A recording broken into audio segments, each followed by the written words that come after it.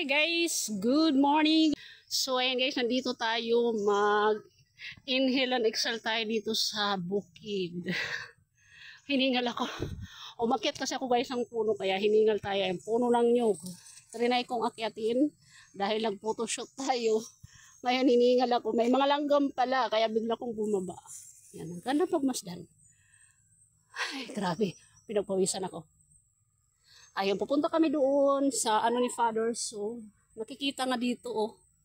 Nakikita yung kanyang, mayroong mga tanim siya doon. Bibisitahin natin. Tapos, manguha tayo ng mga bungang kahoy. Dahil, hinatid namin si Father sa bahay. Kasama ko si Papa Chupels. Ngayon, diretso na kami dito para meron tayong pag-upload, di ba? Tara, samahan nyo ko, guys. Nandun na yung mga kasama ko. Nagmamadali na sila. O, di na makita. Sumisigaw na doon sa baba. Kaya tara, samahan niyo ko. Grabe, ang hiningal ako. Diba? Ang init. Ito ang buhay sa bukid. Ang buhay sa bukid na hindi ganoon kadali ang trabaho pero masaya ka dahil wala kang amo. Diba?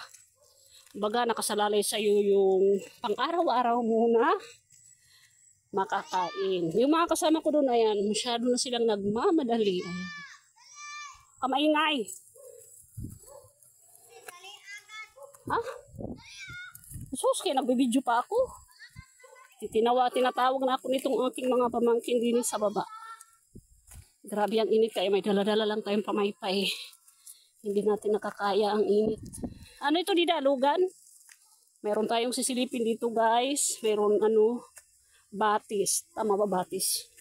Alugan kung tawagin sa amin. Sisilipin natin. Ayaw, ano yung makadako? Sisilipin natin kasi dito kami. Nagmamadali sila. Dito kami nagigib dati.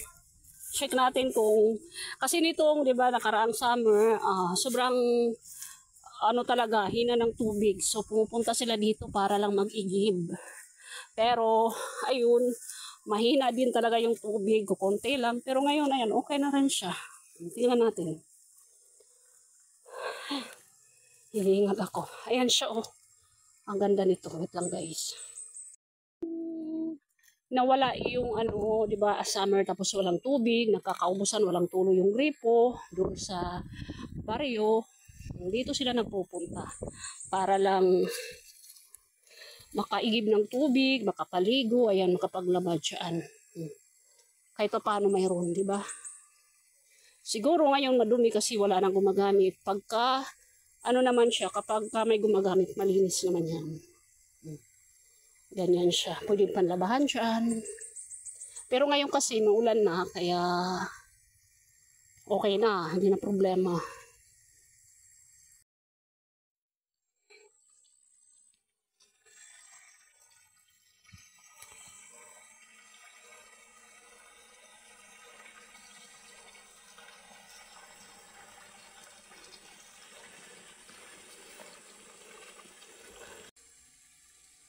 So, ayan guys yung batis dyan. Madilim siya, no?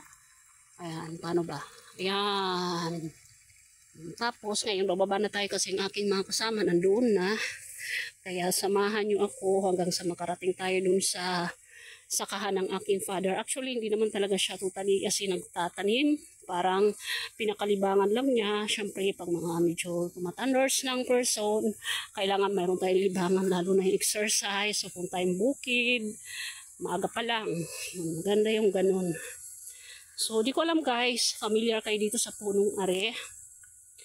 Oh, grabe yung pawis natin, no? Sarap magpapawis. Ito, ayan. Yung puno na yan, siya? Ang bunga niya ay maasim, diis, parang batuan. Nilalagay sa tinulang isda. Pero ngayon, wala siyang bunga. Tsaka mataas din natin tayo Oo, wala siyang bunga. Di rin natin mapapakita. So, hanggang kwento lang tayo. Oo.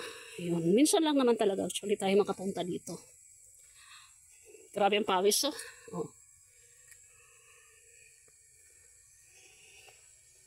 Diba? Masarap mag-hiking.